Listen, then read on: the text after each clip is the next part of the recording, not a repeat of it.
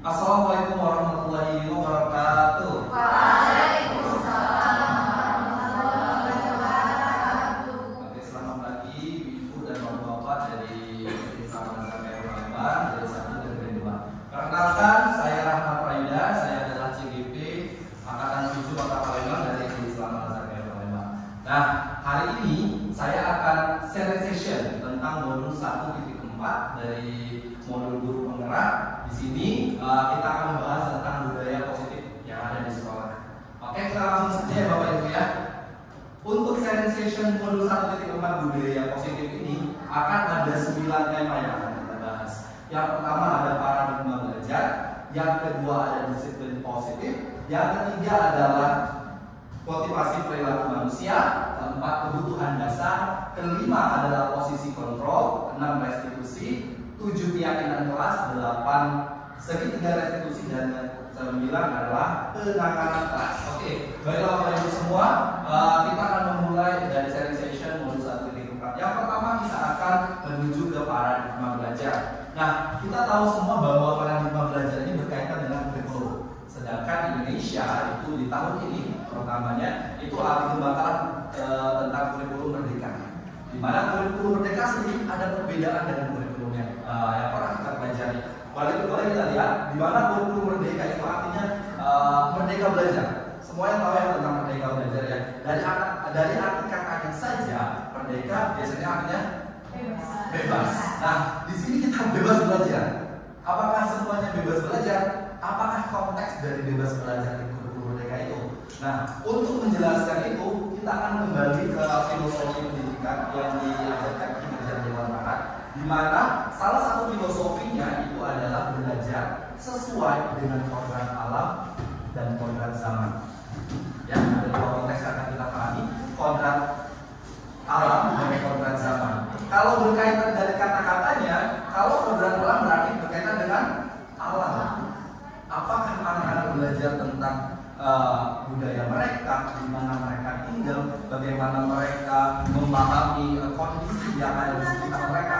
Jadi anak-anak diminta untuk dikenalkan, dikembangkan, diberitahu kodrat alamnya mereka, karakternya mereka, bagaimana lingkungan mereka. Itu disebut dengan kodrat alam. Yang kedua adalah kodrat zaman. Kodrat zaman tentunya berkaitan dengan zaman. Zaman kita dengan zaman anak-anak sekarang tentu berbeda. Kalau kita dulu kita mungkin tidak mengenal namanya teknologi. Saya di SMA dulu mengenal namanya komputer saja. Tapi dalam bentuk komputer saya hanya berusaha untuk mengetik file saja.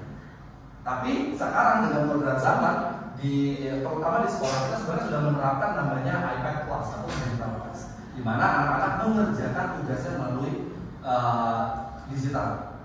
Sehingga inilah yang disebut dengan kodrat zaman. Mereka menyesuaikan dengan zamannya mereka. Apakah kita memaksa mereka untuk tidak mengenal gadget? Nah, di sini maka jawaban dari orang tua yang dulu mempunyai pertanyaan tentang apakah gadget itu bermasalah untuk anak, apakah efek negatifnya sangat besar bagi anak tentang gadget. Tapi di sini Kerajaan Dewan Barat menjawab bahwa kita harus mendidik anak sesuai dengan kodrat alam dan kodrat zaman. Itulah yang disebut dengan paradigma pembelajaran di kurikulum merdeka. Nah, di sini semua targetnya adalah profil Pancasila, profil pelajar Pancasila. Itu yang akan menjadi target dari kurikulum merdeka. Nah, dari kurikulum merdeka, dari kata merdeka, kalau tadi cuma kodrat alam dan kodrat zaman, merdekanya itu seperti apa? Betul kan? Merdeka itu seperti apa bentuknya? Nah, ternyata merdeka dalam arti ini adalah anak-anak benar-benar diberikan kesempatan. Anak-anak kita benar-benar diberikan kesempatan untuk mengembangkan bakat yang dia miliki. Sering nggak terjadi ini? Misalnya pada saat pembelajaran matematika, ada beberapa anak mengalami masalah. Betul? Betul? Ada anak-anak yang biasanya, wah dia kalau keseniannya dia bernyanyi sangat bagus sekali. Tapi ketika kita ajak belajar matematika, mereka mengalami kendala. Betul? Betul? Nah, melalui kurikulum merdeka ini kita diminta untuk memahami sejatinya bahwa pendidikan yang diminta di kurikulum merdeka adalah mengembangkan bakat alami seorang anak. Bukan berarti kita tidak menuntut mereka untuk menstandarisasi nilai yang mereka miliki. tapi kita diminta untuk memahami. Ya, ada yang anak mungkin belajar tahfiznya lebih cepat dibanding temannya. Nah, itu yang kita seorang guru diminta untuk pahamnya.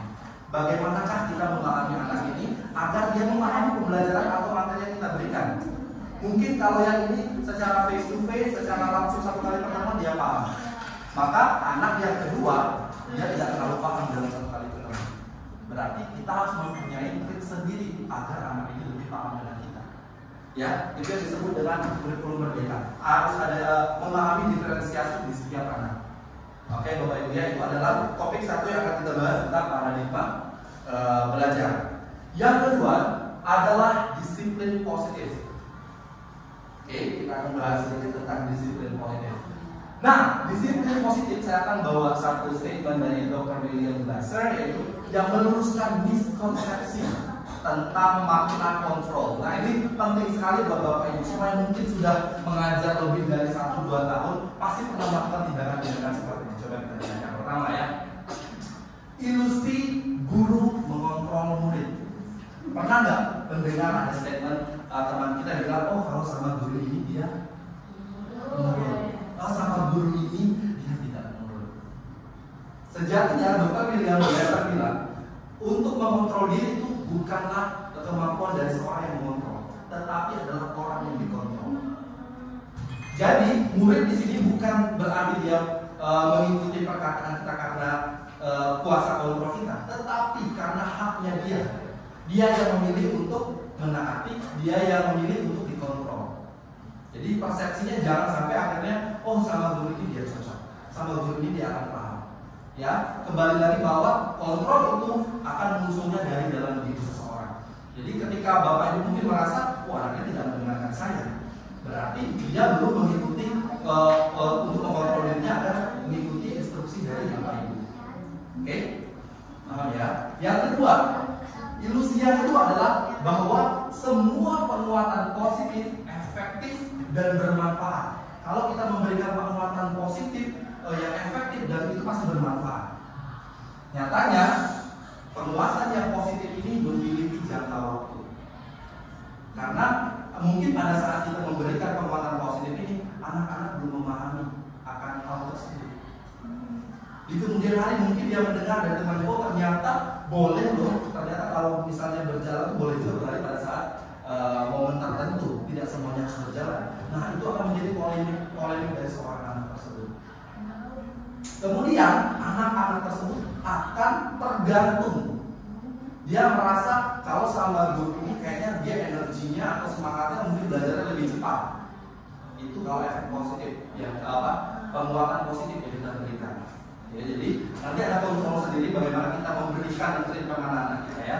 Yang ketiga adalah ilusi kritik membuat orang merasa bersalah. Sering nih. Nah, kalau kamu teman-teman kita nggak pernah, atau mungkin kamu sendiri karena kamu belum tertib, akhirnya kelas kita seperti itu. Kelas kita belum terpilih untuk pulang kelas, misalnya seperti itu kan kita sama-sama belajar bahwa mungkin tindakan kita yang terdahulu itu belum tepat.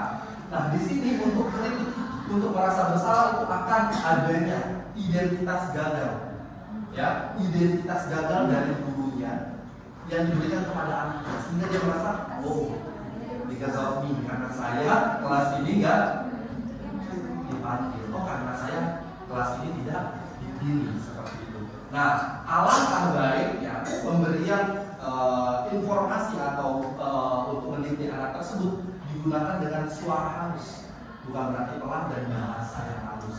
Suara halus itu mungkin personally kita bertemu dengan dia dengan kata-kata yang halus juga. Ya, itu ilusi dari disiplin positif, miskonsepsi dari Dr. William Glasser. Yang terakhir adalah ilusi orang dewasa berhak untuk memaksa. Ini terjadi biasanya di rumah nih. Kalau kakak yang paling besar, maka dia berhak untuk menyuruh adiknya melakukan apapun. Nah, di sini akan membentuk sebuah hubungan permusuhan. Ya, bukan berarti semua tindakan itu salah, tapi ada efek negatif yang dapat memberikan yang memberikan kepada orang yang diberikan instruksi seperti ini. Ya, next. Selanjutnya adalah, nah bagaimana seorang bisa merubah dari paradigma stimulus yang tadi? Kita akan baca dulu di bagian tabel sebelah. Di sana ada realitas kita yang harus ketahui adalah satu, realitas kebutuhan kita sama. Kebutuhan kita sama, tapi yang harus kita pahami adalah realitanya kebutuhan kita berbeda-beda. Jadi jangan anggap saya butuhnya ini, teman saya pun harus butuhnya ini, ya. Atau murid saya butuhnya begini, atau murid A begini, murid B pun harus begini. Jadi anggap orang memiliki kebutuhan yang berbeda. Yang kedua, semua orang melihat hal yang sama. Ya, pandangan kita sama. Tapi yang harus kita pahami adalah setiap orang memiliki gambaran berbeda-beda. Ya. Yang ketiga adalah perilaku buruk dilihat sebagai suatu kesalahan. Tapi yang harus kita pahami adalah kita berusaha memahami pandangan orang lain tentang dunia. Ya, kadang terjadinya kita menganggap dia negatif, ternyata ada sesuatu hal yang dia sembunyikan di balik itu. Seperti itu. Kemudian perilaku orang lain bisa mengontrol saya. Yang harus kita ubah menjadi hanya Anda yang bisa mengontrol diri Anda. Kemudian saya bisa mengontrol orang lain. Jawabannya Anda tidak bisa mengontrol orang lain. Kemudian pemaksaan ada pada saat rujukan gagal. Ini dipaksa akan muncul ketika gagal, tetapi yang kita boleh perbaiki dengan kolaborasi dan konsensus menciptakan pilihan-pilihan baru. Berarti kita harus berkolaborasi. Kemudian model berpikir menang kalah. Kita ganti model berpikirnya menang-menang. Jadi tidak ada yang kalah. Kemudian kita baca di sebelah sini tentang Stephen R. Covey. Bila kita ingin membuat kemajuan perlahan, sedikit-sedikit ubahlah sikap atau perilaku Anda. Namun, bila kita ingin memperbaiki cara-cara utama kita, maka kita perlu mengubah kerangka acuan kita. Ubahlah bagaimana Anda melihat dunia, bagaimana Anda berpikir tentang manusia, ubahlah paradigma Anda, skema pemahaman Anda, dan penjelasan aspek-aspek tertentu dengan realitas. Jadi memang kita yang diminta untuk memberikan kebebasan kepada orang lain. Oke? Kembali lagi kita sudah di sirkel positif. Selanjutnya adalah motivasi dari perilaku manusia. Topik yang ketiga. Dari motivasi perilaku manusia ini ada 3 motivasi yang dikatakan oleh Diane Gosset. Yang pertama, motivasi untuk melakukan sesuatu ya. Yang pertama itu menghindari hukuman atau ketidaknyamanan. Misal contohnya Bapak Ibu hadir ke sini karena menghindari laporan ataupun tindakan-tindakan yang mungkin berefek ke depannya. Itu adalah dorongan diri. Itu adalah motivasi kita hadir di sini. Yang kedua, ada motivasinya karena imbalan atau penghargaan. Sampel, kita sudah pernah mengalaminya, kita sudah pernah mengikuti. Ayo kirim video, nanti akan ada hadiah. Ya, kirim video silakan, nanti akan ada hadiah. Nah, itu dapat memotivasi kita tentang adanya imbalan atau penghargaan. Itu motivasi yang mengirim mungkin, oh karena saya ingin hadiahnya. Ayo siapa yang mau ke Bali kirim papernya, nanti berangkat ke Bali. Itu motivasi yang kedua, motivasi karena imbalan atau penghargaan. Nah, yang ketiga motivasi orang adalah karena dia menghargai dirinya sendiri. Misal contoh, untuk datang ke tempat waktu. Oh saya nggak mau aja karena itu bukan diri saya yang datang ke waktu. Karena bukan kebiasaan saya datang ke waktu. Bukan kebiasaan saya ngajar anak sembarangan. Bukan kebiasaan saya menelantarkan anak di kelas. Itu yang merupakan harga diri. Atau bukan karena hadiah ya, tapi memang saya sedang mengerjakan ini setiap hari. Saya mengerjakan ini setiap minggu. Kebetulan ada hadiah, ya kenapa nggak dikirim seperti itu? Ya, itu adalah motivasi dari perilaku manusia. Cepat ya. Kita ke konten yang keempat. Ada namanya kebutuhan dasar. Nah, ini yang harus kita pahami. Dari setiap manusia itu memiliki 5 kebutuhan dasar, termasuk diri kita sendiri. Apa saja kebutuhan dasar dari manusia? Ya, yang pertama adalah bertahan hidup. Kedua, kasih sayang dan rasa diterima. Ketiga, kebebasan. 4, kesenangan. Dan yang 5, penguasaan. Nah, ketika kita bertemu dengan seorang anak, mungkin dia ada melakukan hal-hal yang tidak sejalan dengan keyakinan kelas atau tentang perhakiman yang ada, maka kita harus pahami dulu mana yang harus diperbaiki. Mungkin ada anak yang bertingkah dengan gurunya seolah-olah mencari perhatian karena dia kurang kasih sayang di rumah. Dia butuh kasih sayang, dia butuh dipedulikan oleh orang lain. Nah, itu yang harus kita pahami. Mengapa dia melakukan ini, yang harus kita pelajari. Sehingga kita memahami, oh ternyata anak ini bertindak karena ini, ada reasonnya. Atau mungkin seperti orang yang untuk bertahan hidup, dia mencuri makan karena dia tidak ada makanan selain makanan itu. Kalau tidak ada mencuri, dia beranggapan dia akan mati biasa. Nah, berarti kita bagaimana kita memberikan dia kesempatan untuk mendapatkan makanan? Apakah menggunakan pekerjaan, ataukah kita berikan dia santunan? Itu kan kebutuhan 5 kebutuhan dasar seorang manusia. Jangankan anak, semua orang itu memiliki kebutuhan ini. Ya. Selanjutnya ada namanya yang kelima tentang posisi kontrol. Kita lihat posisi kontrol akan berbicara tentang apa.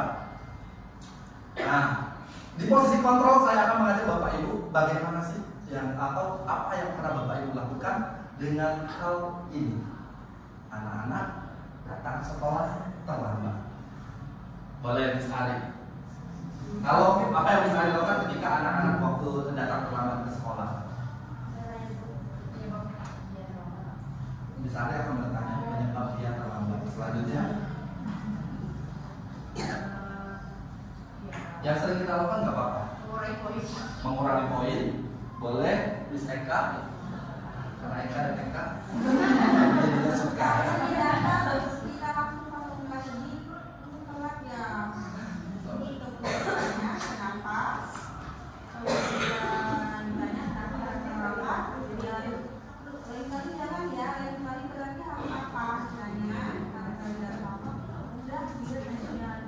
Oke, ada 2 tindakan yang berbeda. Kalau misalnya akan bertanya, kemudian dia akan memberikan pengurangan poin. Ya. Kalau Bu Eka, dia akan mengeluarkan muka sedih. Kemudian dia bertanya penyebabnya, kemudian diberikan arahan agar tidak mengulangi keterlambatannya. Ada 2 tindakan berbeda. Apakah semuanya benar? Ataukah ada salah satu di antara mereka benar? Boleh kita lihat ya. Jadi ada 5 posisi kontrol guru. Dan ini pun saya ternyata hal yang sering saya lakukan ternyata berada di poin 1. Dan ada poin 1, 2, 3, 4, 5. 1 disarankan tidak dilakukan. 2 tidak dilakukan. 3 tidak dilakukan. 4 bisa dilakukan. 5 yang paling oke. Kita coba. 1. Penghukum. Kamu terlambat, silakan hukumannya begini, selesai. Kamu gak bawa sepatu, pulang. Kamu datang terlambat, out. Kamu berbicara, out. Ternyata ini di posisi paling rendah. Ya, Bapak Ibu, kadang kita melakukan, ya kita sama-sama belajar. Karena jam terbang kita pun mungkin belum berpuluh-puluh tahun, kita pun perlu ilmunya lebih banyak. Karena itu ternyata penghukum itu berada di posisi paling rendah. Ketika anak-anak takut ke saya pun ternyata saya berada di posisi penghukum. Ternyata posisi ini paling rendah untuk seorang kontrol guru ini kan. Kemudian ada posisi kedua. Misalnya ini di 1 atau bukan di 1 bukan? Belum ya. Mungkin merasa belum ya. Iya. Tapi mau mengurangi poinnya ya, kalau kita cek tadi. Di posisi kedua, pembuat merasa bersalah. Pembuat merasa bersalah ini seperti tadi. Atau Mr. Coba, saya sudah bilang loh kamu nggak pernah lagi terlalu respect kamu. Itu berarti posisi kedua yang tidak dianjurkan dilakukan. Jadi boleh nanti kita coba ya. Jadi membuat rasa bersalah juga posisi kontrol kedua. Ini sering sekali saya begitu. Kamu kok begini? Pak malu loh. Tapi tidak tahu banget kamu itu ada yang lain. Kamu itu begini. Kamu begini. Nah, di sini gimana? Rasa bersalah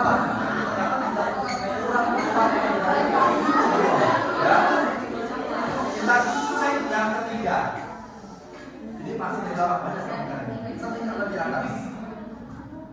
Teman, bagaimana? Nanti istilahnya kamu jangan terlambat. Tapi nanti ini kamu mesti percaya apa? Mesti percaya orang lain ini akan selesai. Nanti bisa bilang sama orang lain. Nanti bisa bilang kamu nggak pakai kaos kaki, mesti akan bilang orang lain. Nanti besok jangan lagi ya. Ternyata itu ada di posisi kontrol 3. Ini posisi kontrol 3. Dan yang baiknya mana? Ini yang bisa digunakan, ya.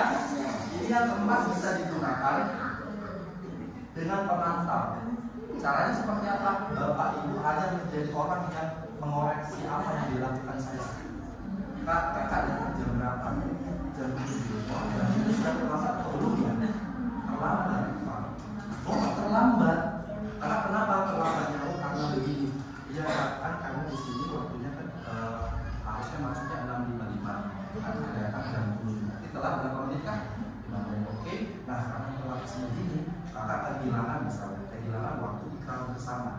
Berarti tugas kakak adalah untuk ikrar sendiri atau murojaah sendiri atau murojaah nanti menyusul ketika break. Jadi ada konsekuensi yang dia terima, tetapi konsekuensinya harus match dengan apa yang dia lakukan. Jangan misalnya kakak terlambat, oke, kakak akan terlambat, tolong bersihin dulu, aku jalan saya tidak relevan, ya itu yang tidak boleh. Nah, pemantau berada di posisi 4 ini boleh dilakukan ketika bapak ibu merasa personalitinya bapak ibu belum bisa mencapai di posisi kelima. Manajer adalah bedanya sama pemantau, dia akan memperbaiki case yang terjadi. Kita akan bahas di topik selanjutnya. Jadi pemantau itu serupa, manajer hampir serupa dengan pemantau, nanti yang memberikan ada perubahan di awal. Ya, ini akan saya bahas ya. Nah, penghukum ini akan memberikan kesan anak takut. Ya, yang akhirnya bisa aja dia memberontak, kedepannya masih bisa memberontak. Kedua, membuat merasa bersalah akan menghancurkan kepercayaan diri seorang anak tersebut. Dia merasa, oh gara-gara saya begini sedih, walaupun kadang kita cuma acting atau cuma berusaha agar dia merasa ada orang yang percaya dengan dia, itu akan merusak kepercayaan dirinya. Kalau yang ketiga, dia hanya akan berpangku tangan dengan guru tersebut. Kenapa tidak boleh? Dia akan berpangku tangan dengan guru tersebut. Ya, peran dari diperbolehkan. Keempat dan kelima itu kita ajak mereka untuk berpikir, apakah tindakan mereka sudah tepat, apakah konsekuensi yang mereka terima. Dan itu mereka yang harus membahasnya sendiri, harus mengetahui saya berbuat ini, nah sesuai dengan keyakinan kelas kita seperti ini. Berarti saya harus bertanggung jawab dengan apa yang saya lakukan. Itu yang di 4 dan 5. Selanjutnya, nah di sini kontrolnya ada penghukum. Perilaku negatif adalah menghadik, menunjuk, menyakiti dan menyindir. Ya, ini yang dilakukan oleh penghukum. Kalau membuat orang merasa bersalah, tindakannya biasanya berusaha menunjukkan kekecewaan mendalam. Ya. Kalau teman, dia membuat alasan-alasan untuk muridnya. Kalau pemantau, dia akan menghitung dan mengukur. Kalau yang lain, dia akan mengajukan pertanyaan-pertanyaan. Ya, itu selanjutnya contohnya, kalau kamu tidak melakukannya, kamu nggak pakai sepatu, saya akan, nah itu adalah instruksi yang diberikan oleh guru tersebut sebagai guru penghukum. Kalau yang merasa bersalah, kamu sudah mengecewakan bapak ibu seperti tadi. Kemudian kalau teman, lakukan untuk bapak sama ibu ya, ini tolong ya. Nah, seperti ini dia membawa karakter si gurunya tadi. Selanjutnya, kalau pemantau, dia melakukan apa aturannya. Dia yang akan bertanya kepada anaknya, peraturannya seperti apa konsekuensinya atas tindakan yang dia lakukan. Jadi anak-anak diminta untuk berpikir sendiri. Kalau kamu melakukan ini, ternyata dia salah. Tapi ingat ya, anak kita kan kelas kecil ya, kelas 1 2. Nah, inilah bagaimana kita memberikannya pengetahuan tentang aturan keyakinan kelas yang ada di kelas, yang ada di sekolah. Agar mereka tahu, ternyata kalau di sekolah nggak boleh begini. Kalau di sekolah tuh harusnya begini. Kalau di sekolah tuh bolehnya begini, gitu ya. Jadi memang kita harus memberikan pemahaman tersebut. Karena yang kita ajak ngobrol adalah anak kelas 1 dan kelas 2. Kalau dia belum paham mau bikin apa coba? Ini bilang konsekuensinya apa? Nanti konsekuensinya tahu ya. Jadi bingung. Nah, kalau di kontrol diri adalah apa yang kita yakini. Apa kami meyakini hal tersebut? Dia hampir mirip dengan ini. Kalau kamu meyakininya, kamu maukah kamu memperbaikinya? Jadi dia yang diminta mengontrol dirinya sendiri. Ya. Kemudian di sini ada anak mungkin yang berkata saya tidak peduli kalau dia berada di penghukum. Kemudian kalau dia berada di pembuat merasa bersalah, maafkan saya, ya itu yang ada di diri mereka. Kalau dia berada di teman, dia akan melakukan statement saya berpikir bapak ibu itu teman saya. Jadi dia bakal adanya ketergantungan. Kalau dia berada di pemantau, saya akan dapat berapa bintang kalau melakukan hal tersebut.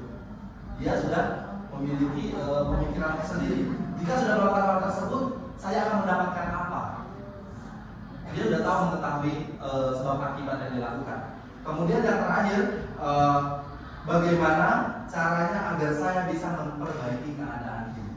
Dia yang berusaha untuk melakukan. Biasanya kalau saya sudah pernah melakukan yang terakhir di manajer, itu biasanya konteks manajernya adalah ketika ada permasalahan yang mengaitkan ke satu orang. Sepertinya kalau anak terlambat, lebih baik kontennya ada di nomor 4. Ya, karena permasalahannya jelas.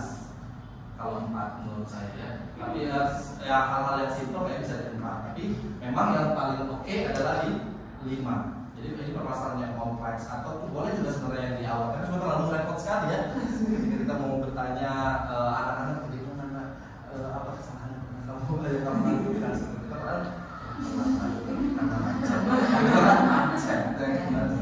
Ya seperti itu ya. Kita balik lagi tadi adalah posisi kontrol. Nah, terjadinya dari 5 ini ada namanya restitusi. Apa restitusi? Oke, kita baca. Restitusi adalah proses menciptakan kondisi bagi murid untuk memperbaiki kesalahan mereka, sehingga mereka bisa kembali pada kelompok mereka dengan karakter yang lebih kuat. Restitusi juga merupakan proses kolaboratif mengajarkan murid untuk mencari solusi untuk masalah mereka dan membantu murid berpikir tentang orang seperti apa yang mereka inginkan dan bagaimana mereka harus memperlakukan orang lain. Jadi restitusi ini adalah biasanya di tindakan nomor 5. Ya, dan ini kita mengajak anak tersebut untuk mencari solusi dari dirinya sendiri. Dia agak panjang. Tapi kita mengajak mereka bagaimana berpikir tindakannya apa yang harus memperbaiki kesalahan yang pernah mereka lakukan. Misal yang anak yang berkelahi, bagaimana dia melakukan berkelahi, apa yang harus dia lakukan, apa yang harus membuat dia akhirnya believe saya bukan anak nakal gitu. Jadi ada konteksnya kita akan bahas. Selanjutnya ada restitusi adalah proses menciptakan kondisi bagi murid untuk memperbaiki kesalahan. Tetap memperbaiki kesalahan ya. Yang terakhir adalah restitusi juga proses kolaboratif. Seperti itu. Sekarang kita lihat. Nah, di sini ada restitusi, ada konsekuensi dan ada namanya restitusi. Saya baca hukuman. Nah, kalau sini identitas gagal. Identitas gagal itu adalah identitas di mana ketika kita memberi anak itu melakukan sesuatu kesalahan. Ya, anak-anak melakukan sesuatu kesalahan, kondisi identitas mereka disebut dengan identitas gagal. Jadi identitas seorang anak tersebut. Jadi contoh, sesuatu yang menyakitkan harus terjadi. Misalnya, orang dia mengganggu saya pukul dia. Makanya dia bilang sesuatu yang menyakitkan harus terjadi. Ya, kalau di identitas sukses, konsekuensi itu sesuatu harus terjadi sebab akibat. Kalau di restitusi ada pilihan, ya ada pilihan. Kalau restitusi itu ada pilihan, bukan berarti harus melakukan kekerasan atau melakukan hal-hal yang tidak tepat seperti itu. Tapi kalau di restitusi ada pilihan, tidak harus memukul. Nah, itu namanya restitusi. Kita memberitahu dia bahwa tindakan yang dia lakukan itu ada pilihan selain memukul misalnya. Kamu bisa bilang sama dia secara langsung, atau kamu bilang sama guru kamu kalau tidak ada teman saya di sini. Itu yang kita memberikan opsi ke dia, ada sebuah pilihan.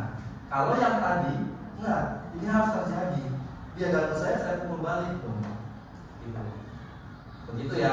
Next yang kedua adalah tidak nyaman untuk murid atau anak jangka waktu panjang. Ya, kalau terjadi ya hal tersebut maka efeknya panjang, tidak sebentar. Kalau konsekuensi tidak nyaman untuk murid atau anak untuk jangka waktu pendek. Tapi kalau restitusi menguatkan untuk murid anak dalam jangka waktu panjang. Maksudnya menguatkan anak seperti apa? Cara berpikirnya, ya, cara berpikirnya dia menghadapi sesuatu permasalahan tersebut. Nah, kita lanjut ke sini. Kalau negatifnya ada di sini adalah awas kalau dilakukan lagi ya, nanti awas kamu. Ini statement seorang guru. Kalau yang negatif, kalau netral lakukan apa yang saya katakan. Ya, tapi kalau yang positif adalah apakah hal ini yang sesungguhnya ingin kamu lakukan. Jadi kita bertanya lagi. Kita memberikan pertanyaan ini banyak tanya sebenarnya. Dia lagi emosi kan, wajar dia kalem. Karena kalau dia emosi dia berpikir dia. Seperti itu ya. Kalau di negatif dia modenya paksaan, memaksa. Kalau netral dia stimulus sama responnya, stimulus dia responnya seperti apa. Kalau yang ini ada positif adalah kontrolnya, ya. Cenderung kalau negatif mendorong menyalahkan diri dan konsep diri buruk saya nakal. Begitu ya. Kalau netral dia akan mendorong untuk anak itu aktif. Konsep dirinya bagus tapi dia mendorong untuk anak untuk aktif. Tapi kalau di restitusi mendorong disiplin positif. Jadi dia yang mengkontrol diri lagi, maka konsep dirinya akan lebih kuat. Nah, ini ada saya minta pendapatnya. Bagaimana pendapatmu? Boleh kita baca. Yang pertama, cuma satu-satunya juga. Ibu Anas, guru kelas 2 SD, mendapatkan masalah. Murid-muridnya tidak bisa tertib berdiri antri di depan pintu kelas dan selalu berebutan masuk ke dalam kelas setelah jam istirahat usai. Ini tentunya sangat mengganggu proses pembelajaran di mana kelas tidak dapat mulai tepat waktu karena Ibu Anas sibuk menenangkan murid-muridnya untuk waktu cukup lama. Akhirnya, Bu Anas berpikir cepat dan mengandalkan stiker bintang. Sering tahu kan? Setiap murid-muridnya akan masuk kelas usai jam istirahat. Bu Anas akan mengiming-imingi murid-muridnya dengan stiker bintang. Ya, siapa yang dapat berdiri lurus dan berbaris rapi, antri depan pintu, dapat bintang dari Ibu Anas. Ini kayaknya sering terjadi ya. Sebagian besar murid-muridnya menyambut tantangan tersebut dan langsung berdiri rapi di depan pintu agar mendapatkan stiker bintang. Hal ini terus dilakukan Bu Anas selama beberapa minggu.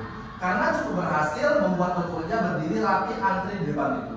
Sampai ada suatu saat Bu Anas sakit dan terpaksa digantikan Pak Heru. Pak Heru tidak mengetahui tentang stiker bintang. Dan benar saja, pada saat masuk kelas usai jam istirahat, murid-murid kelas 2 kembali berebutan masuk kelas. Apa yang terjadi? Dan mengapa? Ada nggak yang mau memberikan pendapat saja ya? Susan mungkin? Kalau di awal tadi kan ada 3 motivasi kadang-kadang. Pertama karena hukuman, yang kedua karena imbalan, yang ketiga itu karena dirinya sendiri. Nah mungkin yang tidak Bu Anas lakukan itu adalah untuk mengembalikan itu kepada kesadaran dirinya sendiri, sehingga ketika tidak memiliki imbalan apapun, maka muridnya akan terjadi lagi.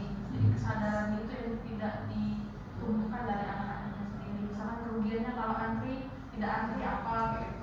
Oke. Jadi balik lagi ke yang konten tadi, bahwa di sini Bu Anas dirasa tidak memberikan penguatan diri dari seorang anak ya. Nah, terus ada nggak kira-kira apa yang harus dilakukan kalau kita menjadi Bu Anas dengan aksi ini? Apa yang mungkin akan berbeda yang akan kita lakukan? Kira-kira sanggup?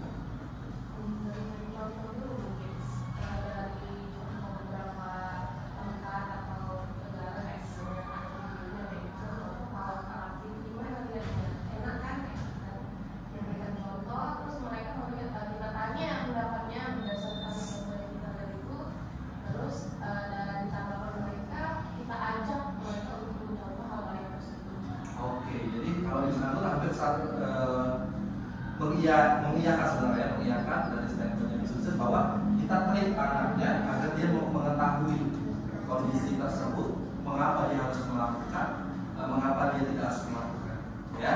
Nah, jadi ada namanya, kalau tadi restitusi, ada namanya konsekuensi dengan restitusi atau konsekuensi dengan hukuman.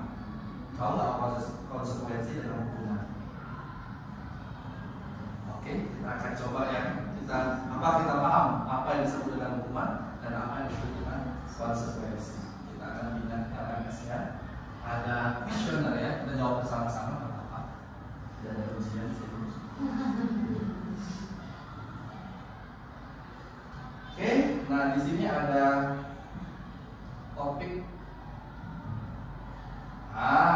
Oke. Yang pertama kita jawab ini atau ini ya. Mencatat 100 kali di dalam buku kalimat, saya tidak akan terlambat lagi karena terlambat ke sekolah. Menurut Bapak Ibu, hukuman atau sanksi atau konsekuensi? Lihat topik di atas ya. Kira-kira hukuman atau sanksi? Kita coba, kita pilih hukuman ya. Saya pilih hukuman. Ternyata itu disebut dengan sanksi. Karena relay. Jadi mereka menganggap konsekuensi itu adalah dia melakukan satu kesalahan ini, dia harus memperbaiki kesalahan ini itu dengan hal yang hampir serupa dan matching dari tadi. Lari mengelilingi lapangan basket 2 kali karena terlambat hadir di sekolah. Hukuman. Cek. Yakin banget. Karena nggak match. Ketiga, membersihkan coretan yang dibuatnya di meja tulis. Kita cek. Ya, karena matching ya. Murid diminta untuk push up 15 kali karena tidak menggunakan masker ke sekolah. Coba kita lihat. Nanti hukuman yang polisi pada saat itu ya. Menggantikan kertas tugas teman yang telah dicoret-coret. Kita lihat. Sanksi. Kita lanjut lagi, berjemur di lapangan basket pada pukul 12 siang karena mengobrol dengan teman. Cek. Oke, betul hukuman. Murid diminta bertelanjang kaki sepanjang hari karena tidak menggunakan sepatu warna hitam sesuai peraturan sekolah.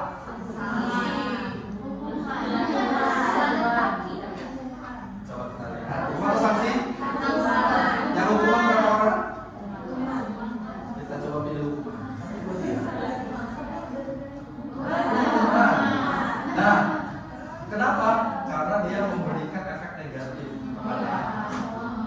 Ya, karena seperti dia mempermalukan diri seorang anak.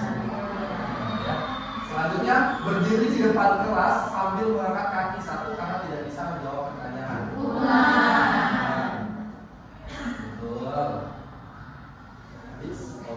Membersihkan tumpahan air di meja tulis karena tersenggol pada saat belajar. Cek. Sanksi. Kehilangan 10 menit jam istirahat untuk mengerjakan tugas karena terlambat datang dan tertinggal pelajaran selama 10 menit.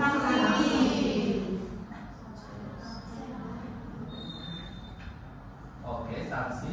Duduk di bangku di pinggir lapangan pada jam istirahat tidak diizinkan bermain oleh guru piket karena mencederai teman saat bermain di lapangan. Sanksi atau hukuman?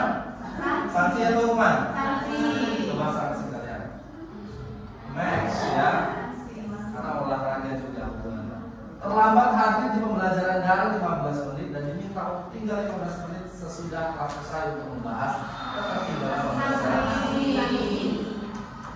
Ya. Sanksi dan konsekuensi. Lari di lapangan basket 2 kali karena terlambat 10 menit untuk pelajaran PJOK. Sanksi. Coba lihat. Sanksi itu bukan? Coba lihat sanksi ya. Jawabannya adalah sanksi. Karena olahraga adalah pemanasan, ya. Membersihkan WC sekolah karena memakai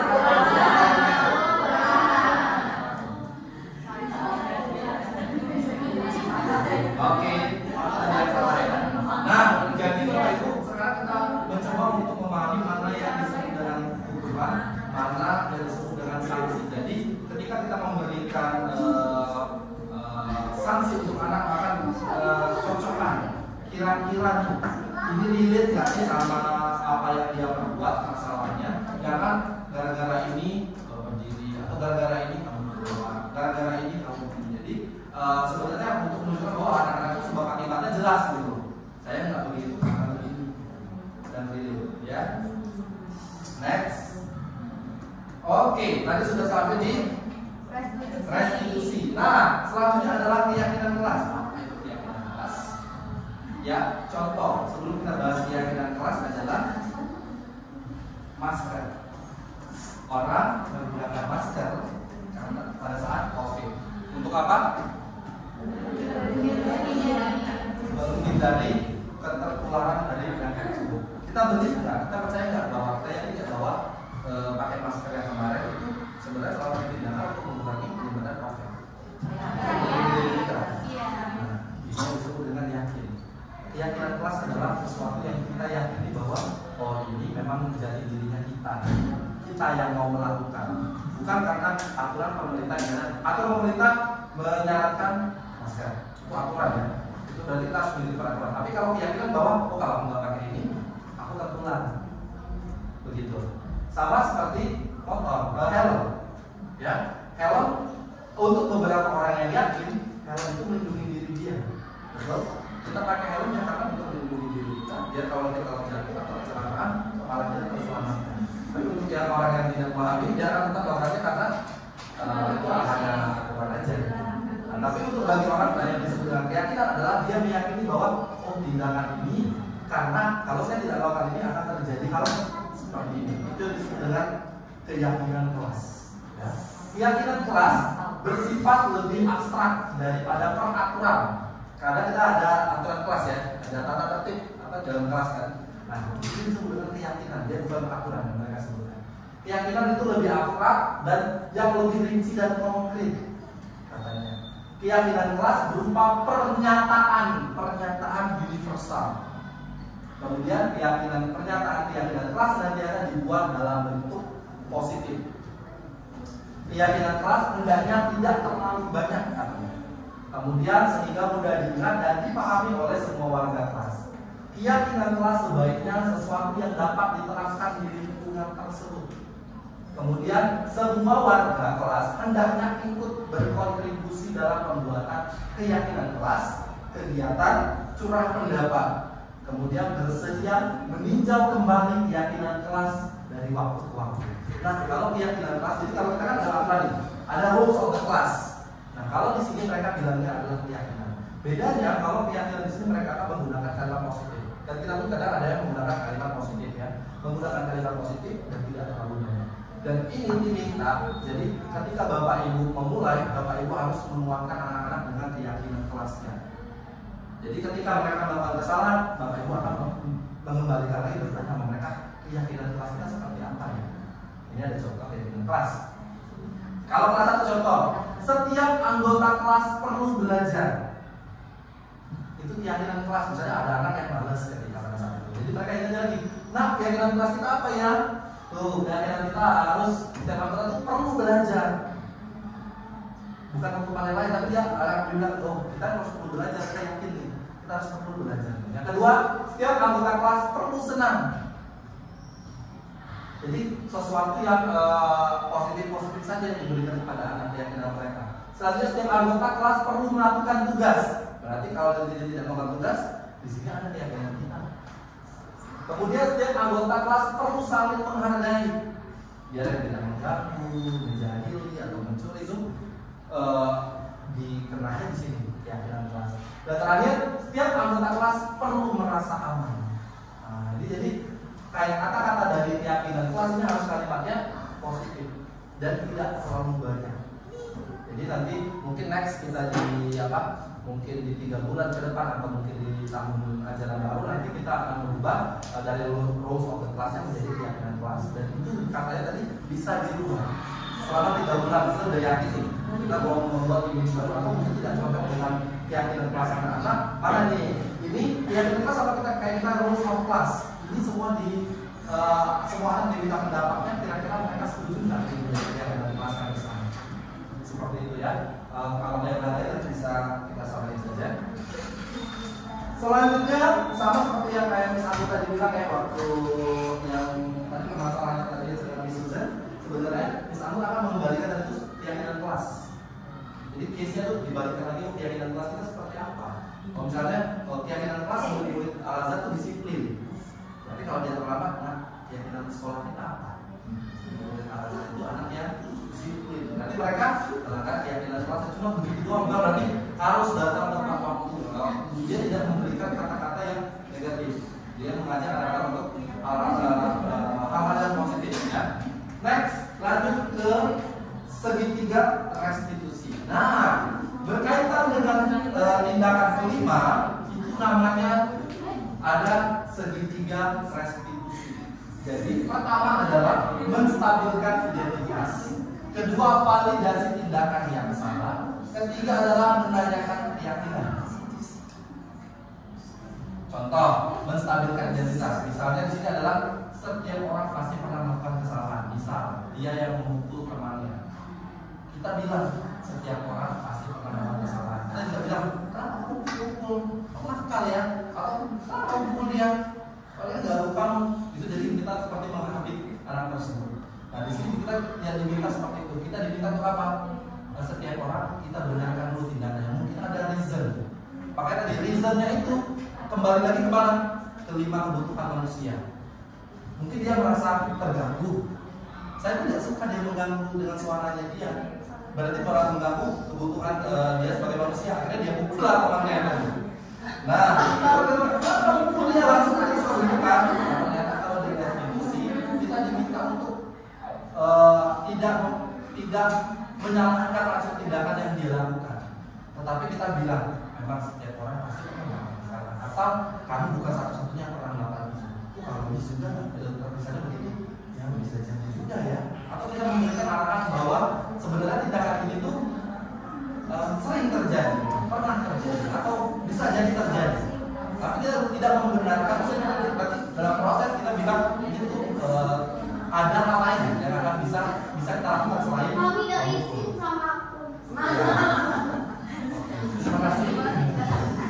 Yang kedua, validasi tindakan yang salah.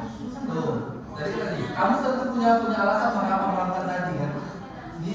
Ditanyain dia kenapa melakukan itu. Adakah cara yang lebih efektif untuk mendapatkan apa yang kamu butuhkan? Nih, maka kan tadi mengumpulkan ya, Pak bisa nggak kalau misalnya kalau tidak mengumpul, gimana lah kira-kira caranya? Kamu tadi minta apa? Dia sebelum saya diterima sekali. Harus didukung kan? Misalnya kita tanya lagi, Kak, selain itu kira-kira apa ya yang bisa kita lakukan buat kasih tahu teman kamu dan gak ganggu kamu gitu. Jadi tapi kita yang ajak dia untuk berpikir sendiri ya begitu. Jadi tindakan yang kedua itu ada namanya validasi tindakan yang salah. Apa yang mereka lakukan kita validasi dulu. Ini nih kayaknya kurang tepat deh.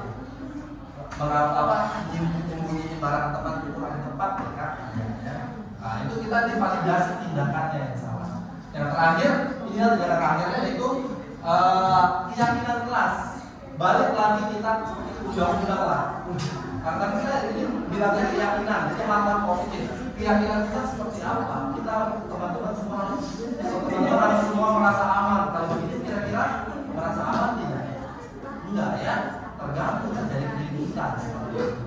Nah, kamu ingin menjadi orang yang seperti apa? Jadi kita memperbaiki mereka bagaimana? Oh, ternyata tindakan ini kurang tepat kira-kira nih untuk mengganti atau mengubah kesalahan yang telah dia lakukan dan tapi tindakan yang dia lakukan itu seperti apa? Bisa jadi kalau misalnya temannya rusak barangnya, kira-kira nih apa ini yang harus kamu lakukan karena kamu telah misalnya karena itu artinya dia nggak bisa menulis.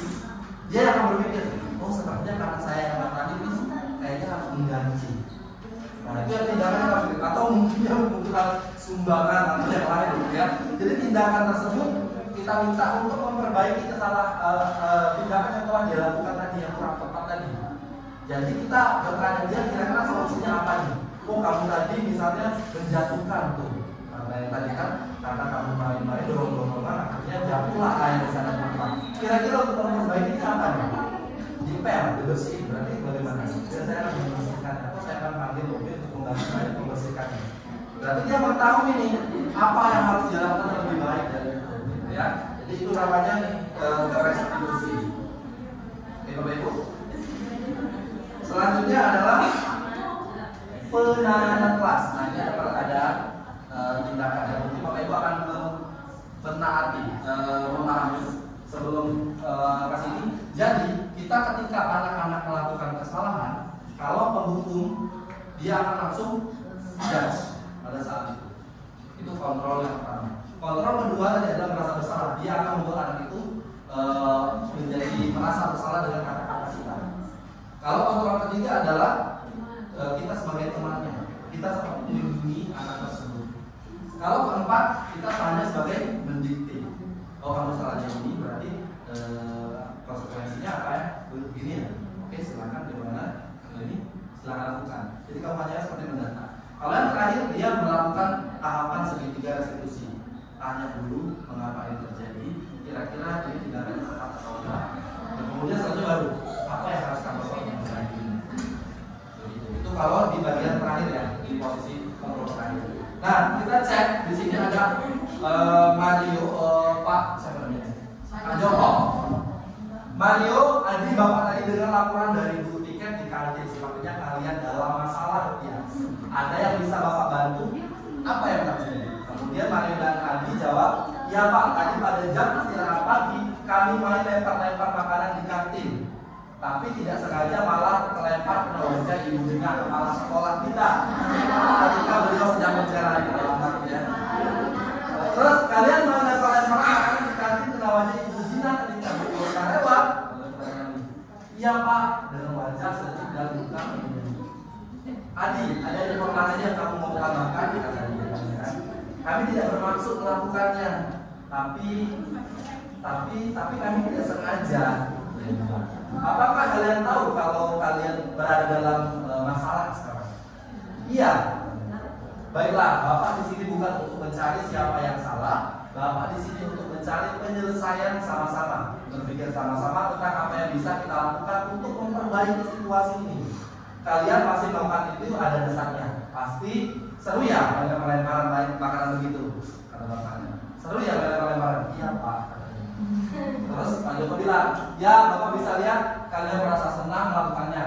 Tapi yang kalian lakukan merugikan orang lain sehingga sekarang kalian dalam masalah. Iya Pak. Terus Pak Joko bilang, sekarang mari kita bicara tentang keyakinan kelas dan keyakinan sekolah kita. Apa yang kita percaya? Yang mana yang kalian perlu tunjukkan? Ya, kita harus bersikap baik satu sama lain. Keyakinan sekolah adalah bersikap baik satu sama lain. Kedua, saya bilang menghormati orang lain dan menghormati dirimu sendiri. Kata Kak Joko, kalian berdua ingat dengan baik keyakinan kelas kita. Kita kembali pada ketika kalian melempar-lempar makanan dan mengenai dunia. Apakah ketika kalian melakukan itu kalian menghormati orang lain dan lingkungan? Ditanya dengan keyakinan kelasnya tadi, apakah dengan melakukan itu kamu menghormati orang lain dan lingkungan? Jawabannya tidak. Tapi kalian mendapat rasa senang menurut Bapak. Ada cara untuk mendapatkan rasa senang tanpa merugikan orang lain? Nah, jadi kemudian lagi, ada nggak bisa dapat rasa senang tapi orang nggak rugi gitu? Iya Pak. Nah, sekarang mari kita selalu menggunakan keyakinan kelas kita bersama-sama terus dan kalian dikantor ke kantin dan kalian bisa belajar lebih banyak lagi. Jadi dia mengajar nih anak tadi, oh yang tadi boleh aja senang, boleh lempar-lemparan, tapi pas dibenerin yang bapaknya nih, boleh senang tapi ada cara lain nggak? Bisa buat senang-senang. Lempar-lemparan rumah gitu kan, bisa lagi gitu kan, lempar-lemparan uang gitu kan, yang teman-temannya semua lebih happy gitu kan. Nah jadi dia berjalan semata-mata untuk menyalahkan anak tersebut karena tadi kebutuhan anak itu adalah bersenang-senang kebutuhannya. Mungkin ya kenal-kenal yang sekali dengan butuh tidur, kebutuhan yang memang mungkin. Nah itu sudah diarahkan lagi. Itu ya Bapak Ibu semuanya. Nah Bapak Ibu, saya rasa untuk 9 topik ini kita sudah membahas. Mungkin ada Bapak Ibu yang mungkin ada pertanyaan tentang 9 yang tadi yang sudah kita bahas yang sepertinya begini. Atau mungkin ada informasi yang mau dibagikan bersama kami semua, boleh saya waktu diberikan waktunya ke Bapak Ibu mungkin bertanya atau mungkin ada statement yang kayaknya seperti ini gitu. Kalau saya berbicara dulu ya, saya akan sharing pertama kali saya mendapatkan modul ini dan besoknya atau minggu depannya saya mendapatkan case-nya adalah ada 2 anak yang berkelahi, bukan berkelahi tapi memberikan chat hinaan. Yang akhirnya orang tua, salah satu dari orang tua itu bilang ini adalah bully. Saya akan melaporkan ke polisi. Baru dapat yang modul 1.4, baru selesai, tiba-tiba ada case orang mau melaporkan ke polisi. Saya tidak main-main. Kalau sekolah ini lama menanganinya, saya yang akan lapor polisi. Suami saya sudah setuju, saya harus melapor polisi. Untunglah sudah belajar sedikit ya. Jadi saya melakukan restitusi tadi. Saya duduk di tengah-tengah mereka berdua.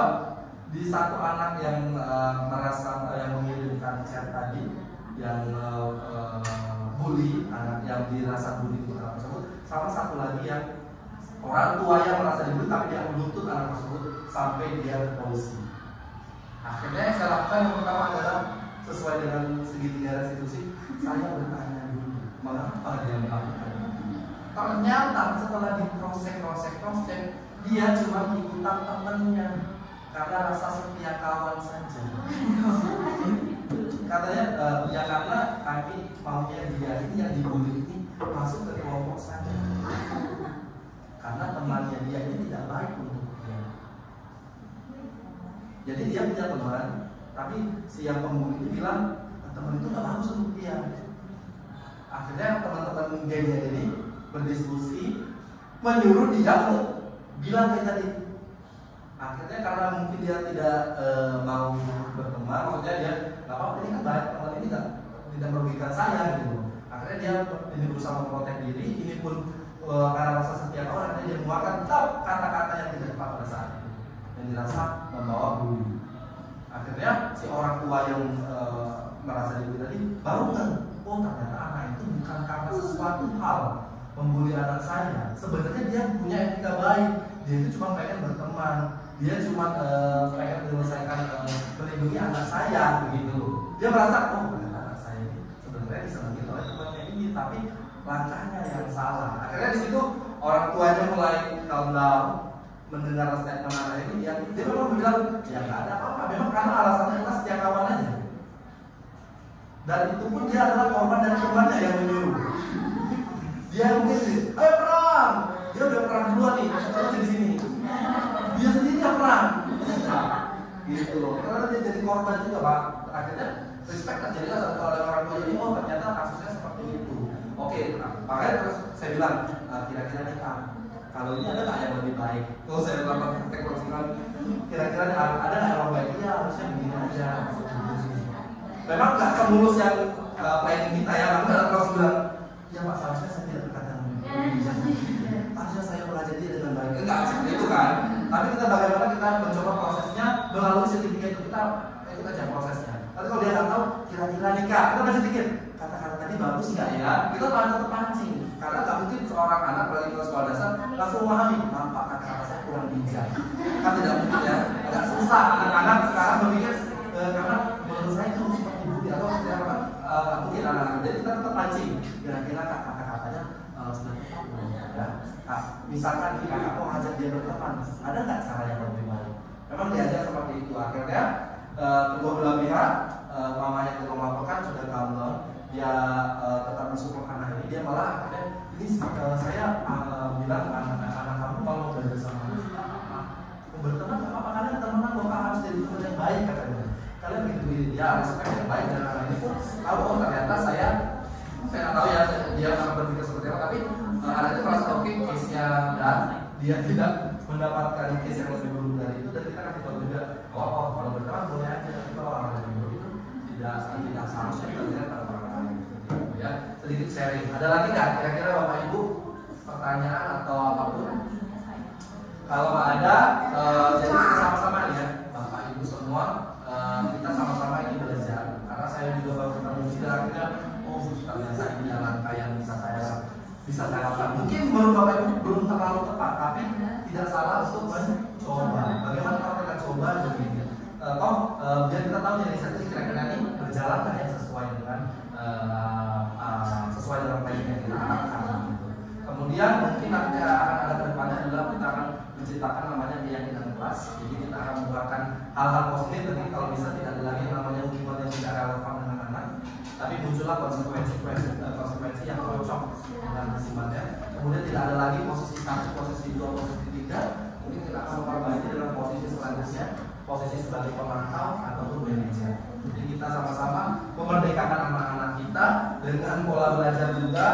Pesannya sama, tetap karena ini balik lagi ke kurikulum merdeka. Bagaimana kita menghargai hak anak itu untuk mungkin dia. Jadi kalau di kurikulum merdeka itu ketika anak itu dibilang adalah anak itu sudah mempunyai bakat alaminya.